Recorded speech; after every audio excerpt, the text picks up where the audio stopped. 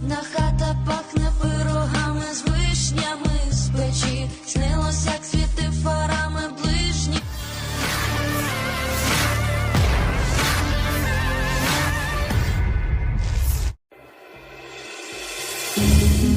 Di sebuah sekolah di desa yang baru saja dibebaskan di wilayah Kherson, pasukan Rusia dikabarkan mundur dan meninggalkan tank hingga senjatanya. Rekaman tank dan senjata Rusia yang bertebaran ramai beredar di Telegram pada Jumat 30 September 2022. Tampak sekolah yang dijadikan gudang oleh Rusia dipenuhi senjata hingga amunisi. Pasukan Ukraina menyisir dan menyita sejumlah peralatan tempur yang ditinggal Rusia.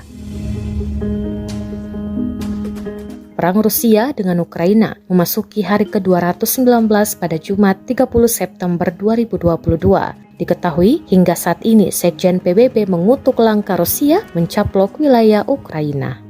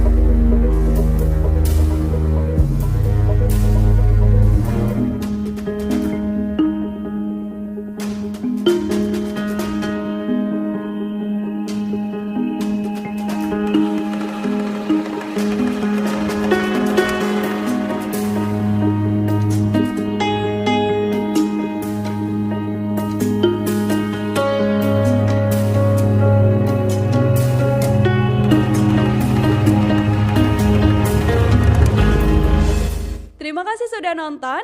Jangan lupa like, subscribe, dan share ya.